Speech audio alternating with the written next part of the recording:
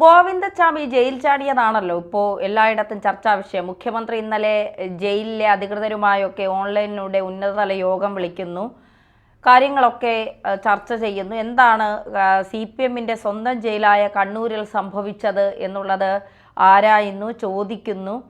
പിടിച്ചതിൻ്റെ മുഴുവൻ ക്രെഡിറ്റ് കേരള പോലീസിന്, അപ്പോൾ തുറന്നുവിട്ടതിൻ്റെ ക്രെഡിറ്റ് ആർക്ക് കൊടുക്കണം എന്നൊക്കെയുള്ള ചോദ്യങ്ങൾ ഉയരുന്നു. സത്യത്തിൽ ഇന്നലെ എന്തോ സംസ്ഥാന സർക്കാരിന് മറയ്ക്കാനുണ്ട്. പ്രത്യേകിച്ച് വീണ വിജയനുമായി ബന്ധപ്പെട്ട കേസുമായി എന്തെങ്കിലും പുറത്തു വരാനിരുന്ന കാര്യങ്ങൾ മറയ്ക്കാനുണ്ട്. അതിൽ നിന്ന് ജനങ്ങളുടെ ശ്രദ്ധ തിരിച്ചുവിടാനായിരിക്കാം ഇത്തരത്തിൽ ഗോവിന്ദച്ചാമിയെ കൊണ്ട് ജയിൽ ചാടിച്ചതും പിന്നീട് ഗോവിന്ദച്ചാമി ഇരിക്കുന്നിടം അറിയാവുന്നതുപോലെ പോലീസ് ചെന്ന കിണറ്റിൽ നിന്ന് തൂക്കിയെടുക്കുന്നതുമൊക്കെ. നമ്മളിതൊക്കെ കണ്ടിട്ട് കേരളത്തിലെ ജനങ്ങൾ മുഴുവൻ പൊട്ടന്മാരായിരിക്കുകയാണ്. അതായത് കേരളത്തിലെ ജനങ്ങളെ മുഴുവൻ ഇവർ വിഡ്ഢികളാക്കി എന്നാണ് കേരള പോലീസും CPMും ഒക്കെ വിചാരിക്കുന്നത്. കേരളത്തിലെ ജനങ്ങൾ മുഴുവൻ വിഡ്ഢികളാണ്, പൊട്ടന്മാരാണ്. അതുകൊണ്ട് ഇവരൊക്കെ ഗോവിന്ദച്ചാമി ഇപ്പോൾ ജയിൽ ചാടി ചത്താലും കേരളത്തിലെ ജനങ്ങൾക്കൊരു പ്രശ്നവുമില്ല, ജയിലിൻ്റെ അകത്ത് കിടന്നാലും കേരളത്തിലെ ജനങ്ങൾക്കൊരു പ്രശ്നവുമില്ല. പക്ഷേ നമ്മുടെ കൂടി നികുതി പണം കൊണ്ടാണ് ഈ ബലാത്സംഗ വീരന്മാരെയൊക്കെ തീറ്റിപ്പോറ്റുന്നത് എന്നുള്ളത് മാത്രമാണ് നമ്മുടെയൊക്കെ ഏക സങ്കടം. ഇതിപ്പോൾ UPയിലോ വല്ലോ ആയിരുന്നുവെങ്കിൽ ഇന്നലെ തന്നെ അവൻ്റെ കാറ്റ് ഊതിവിട്ടാനെ. അതായത് ഒരു എൻകൗണ്ടറിലൂടെ ജയിൽ ചാടിയ പുള്ളിയെ തീർത്തു, പോലീസിന് പിടിക്കാൻ കഴിഞ്ഞില്ല, അല്ലെങ്കിൽ പോലീസിനെ ഉപദ്രവിക്കാൻ ശ്രമിച്ചു എന്ന് എന്തെങ്കിലും പറഞ്ഞ എൻകൗണ്ടറിലൂടെ അവനെ തീർത്തനെ. ഇവനെയൊക്കെ എന്തിനാണ് തീറ്റിപ്പോറ്റുന്നത് പോലും നമുക്കറിയില്ല എന്നുള്ളതാണ് യാഥാർത്ഥ്യം. എന്തായാലും ഈ ഗോവിന്ദച്ചാമി എന്ന് പറയുന്നവൻ ചില്ലറക്കാരനല്ല. തൊട്ടാൽ ഉടൻ ഉത്തേജകം ഉണ്ടാകുന്ന ഒരു അപൂർവ ജന്മമാണ്. ലൈംഗിക ആസക്തി ഏറ്റവും അമിതമായി ഉണ്ടാകുന്ന ഒരു പിശാചാണ്. അതായത് ഒരു കാമപ്രാന്തൻ, ആ രീതിയിൽ തന്നെ ഇവനെ വിശേഷിപ്പിക്കണം. അത്തരത്തിലുള്ള ഒരാളാണ് ഗോവിന്ദച്ചാമി എന്നാണ് പലരും പറയുന്നത്. അതായത് ഫോറൻസിക് വിഭാഗം പ്രൊഫസറും പോലീസ് സർജനുമായ ഡോക്ടർ ഹിതേഷ് ശങ്കർ പറയുന്നത്, പെൺകുട്ടിയെ പീഡിപ്പിച്ച് കൊലപ്പെടുത്തിയ കേസിൽ ഗോവിന്ദച്ചാമി അറസ്റ്റ് ചെയ്യുമ്പോൾ തൃശൂർ മെഡിക്കൽ കോളേജിലെ ഫോറൻസിക് വിഭാഗം മേധാവിയായിരുന്നു ഹിതേഷ് ശങ്കർ. അന്ന് ആ കൊടും ക്രിമിനലിനെ പരിശോധിച്ച് കേസിൽ ശിക്ഷ വാങ്ങിക്കൊടുക്കുന്നതിൽ നിർണായക പങ്കുവഹിച്ചതും അദ്ദേഹത്തിൻ്റെ കണ്ടെത്തലുകളായിരുന്നു. വൈകല്യമുണ്ടെങ്കിലും സാധാരണ വ്യക്തികൾക്കുള്ളതിനേക്കാൾ ശക്തി ഗോവിന്ദച്ചാമിയുടെ കൈകൾക്കുണ്ടെന്ന് ഡോക്ടർ പറയുന്നു.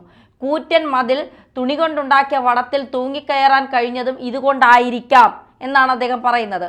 സാധാരണ വ്യക്തികൾ ചെയ്യുന്നതിനേക്കാൾ ഭംഗിയായി തന്നെ വൈകല്യമുള്ള കൈയുടെ സപ്പോർട്ടോടെ വലത് കൈകൊണ്ട് ഇയാൾക്ക് ചെയ്യാൻ കഴിയും. അന്നത്തെ പരിശോധനയിൽ വൈകല്യമുള്ള ഇടത് കൈയുടെ മസിലുകൾക്ക് നല്ല ശക്തി ഉണ്ടെന്ന് കണ്ടെത്തിയിരുന്നു. കൈപ്പത്തിയില്ല എന്നത് മാത്രമാണ് ആകെ ഉണ്ടായിരുന്ന പ്രശ്നം. ആ കൈ ഉപയോഗിച്ചാണ് ട്രെയിനിൽ നിന്ന് വീണ പെൺകുട്ടിയെ എടുത്ത് സമീപത്തെ കുറ്റിക്കാട്ടിൽ കൊണ്ടുപോയി പീഡിപ്പിച്ചത്. ഓടിക്കൊണ്ടിരുന്ന ട്രെയിനിൽ പിടിച്ച് തൂങ്ങിക്കയറാനും ചാടിക്കയറാനും ഗോവിന്ദസ്വാമിക്ക് കഴിയും. ആ കഴിവായിരിക്കാം തുണി വടത്തിൽ തൂങ്ങി മതിലിന് മുകളിലെത്താൻ അയാളെ സഹായിച്ചതും.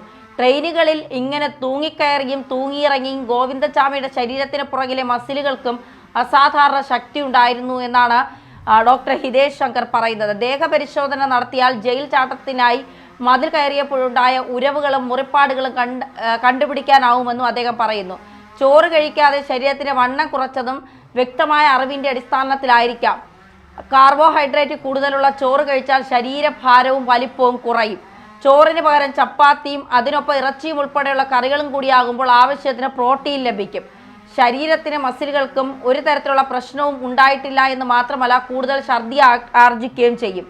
അമിതമായ ലൈംഗിക ആസക്തിയുള്ള ആളായിരുന്നു ഗോവിന്ദച്ചാമി എന്നാണ് ഹിതേഷ് ശങ്കർ പറയുന്നത്. ഇത് വ്യക്തമാക്കാൻ അറസ്റ്റിലായ ഗോവിന്ദച്ചാമിയെ പരിശോധിച്ചപ്പോഴുണ്ടായ അനുഭവം അദ്ദേഹം വിവരിക്കുന്നുണ്ട്. പോലീസുകാരെ മുഴുവൻ പുറത്താക്കി ലാബ് ജീവനക്കാരുൾപ്പെടെ കുറച്ചുപേർ മാത്രമാണ് മുറിയിലുണ്ടായിരുന്നത്. പരിശോധനയുടെ ഭാഗമായി വനിതാ ലാബ് ടെക്നീഷ്യൻ രക്തം ശേഖരിക്കുന്നതിനായി അയാളുടെ കയ്യിൽ സ്പർശിച്ചു. ആ ഒരൊറ്റ സ്പർശനം കൊണ്ട് തന്നെ അയാൾക്ക് ഉത്തേജനം ഉണ്ടായി എന്ന് വ്യക്തമായി. സാധാരണ ഒരാൾക്ക് ഇങ്ങനെ ഉണ്ടാവില്ല. പ്രതിക്കൊരു പെൺകുട്ടിയെ ശാരീരികമായി കീഴ്പ്പെടുത്താൻ കഴിവുണ്ട് എന്നതിൻ്റെ വ്യക്തമായ സൂചനയായി ഞാൻ ഇക്കാര്യം രേഖപ്പെടുത്തി. സംഭവ ദിവസം നടന്ന കാര്യങ്ങളെല്ലാം ഗോവിന്ദച്ചാമി വിശദമായി പറയുകയും ചെയ്തു. ബാഗ് തട്ടിപ്പറിക്കായിരുന്നു ലക്ഷ്യം. ഇതിനായി പിടിവലി നടത്തിയപ്പോൾ പെൺകുട്ടിയുടെ ശരീരത്തിൽ പലയിടത്ത് സ്പർശിച്ചു. അതോടെ മോഷണത്തിന്റെ അപ്പുറത്തേക്ക് കാര്യങ്ങൾ പോവുകയായിരുന്നു.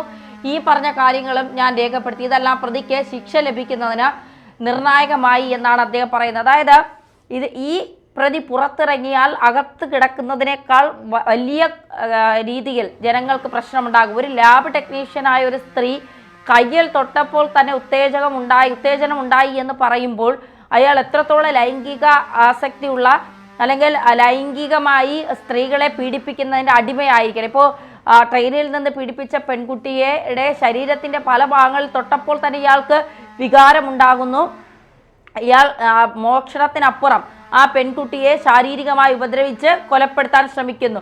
ആ പെൺകുട്ടി അബോധാവസ്ഥയിലാക്കി, അതായത് തലയിലും മുഖത്തും കല്ലുകൊണ്ട് അടിച്ച് അബോധാവസ്ഥയിലാക്കിയതിന് ശേഷമാണ് ഇയാൾ ക്രൂരമായി പീഡിപ്പിക്കുന്നതാണ്. മാത്രമല്ല ഇയാളുടെ വലത് കൈ നഷ്ടപ്പെട്ടതിനെ കുറിച്ചും ചില വാദങ്ങൾ വരുന്നത് ഇയാൾ ഒരു ഗ്യാങ് ആയിരുന്നു, തമിഴ്നാട്ടിലെ ഈ ഒരുപാട് മോഷണം നടത്തുന്ന ഒരു ഗ്യാങ്ങിലെ ആളായിരുന്നു. ആ ഗ്യാങ്ങിലുള്ള ഒരാളുടെ ഭാര്യയെ ബലാത്സംഗം ചെയ്തപ്പോൾ അയാൾ വലത് കൈ വെട്ടിമുറിച്ച് എടുത്തതാണ് എന്ന് പറയുന്നുണ്ട്. ഇയാളെക്കുറിച്ച് അവ്യക്തമായ കഥകളാണ് പുറത്തു വരുന്നത്.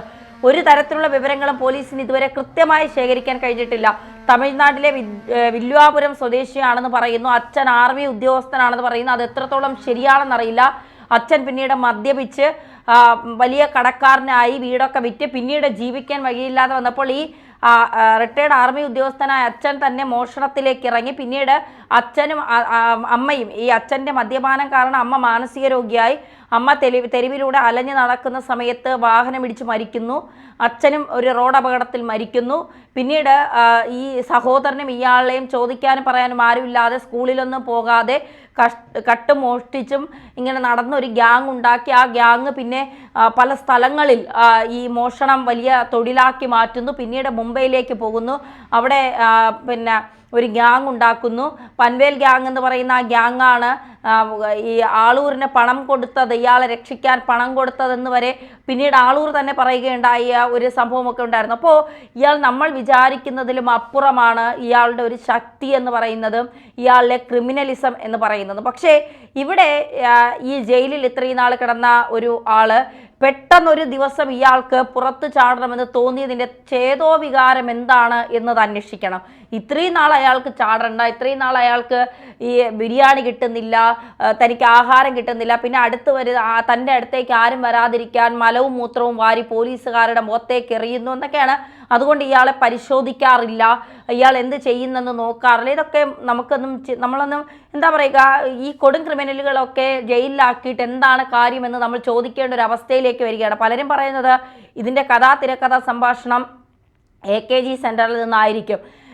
ഒരുപക്ഷെ ഇതിൻ്റെ പിന്നിൽ എന്തൊക്കെയോ നമ്മളാരും അറിയാത്ത എന്തൊക്കെയോ ഗൂഢാലോചനകൾ നടന്നിട്ടുണ്ട്. കാരണം എടുത്ത് ചാടി ഉടനെ ആ പ്രദേശത്ത് നിന്ന് എങ്ങനെയും രക്ഷപ്പെടാനായിരിക്കും ഒരാൾ ശ്രമിക്കുന്നത്. ഒരിക്കലും അവിടെ കടിച്ചു തൂങ്ങി നിൽക്കാൻ അല്ലെങ്കിൽ ആ പരിസരത്ത് നിൽക്കാൻ ഒരിക്കലും ഒരാൾ ശ്രമിക്കില്ല. ഇയാൾ എന്തുകൊണ്ട് അവിടെ നിന്ന് പോകാതെ ആ പരിസരത്ത് മാത്രം നിന്നു എന്നുള്ളതാണ് ഒരു ചോദ്യം.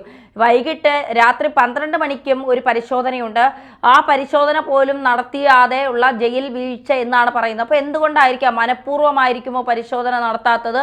അതോ പരിശോധന നടത്തണ്ട എന്നുള്ള ഉത്തരവ് ജയിൽ അധികൃതർക്ക് ആർക്കെങ്കിലും കിട്ടിയോ? എന്തായാലും ഇതിൽ വലിയൊരു ഗൂഢാലോചനയും പദ്ധതികളൊക്കെ നടന്നിട്ടുണ്ട് എന്നുള്ളത് വാസ്തവം തന്നെയാണ്. ഇപ്പോൾ വിയ്യൂർ സെൻട്രൽ ജയിലിലേക്ക് മാറ്റാൻ പിന്നെ തീരുമാനിച്ചിട്ടുണ്ട് ഗോവിന്ദച്ചാമിയെ. ഇനി അവിടെ എന്തൊക്കെയാണ് ഇയാൾ കാണിക്കാൻ പോകുന്നതെന്ന് കണ്ടു തന്നെ അറിയണം.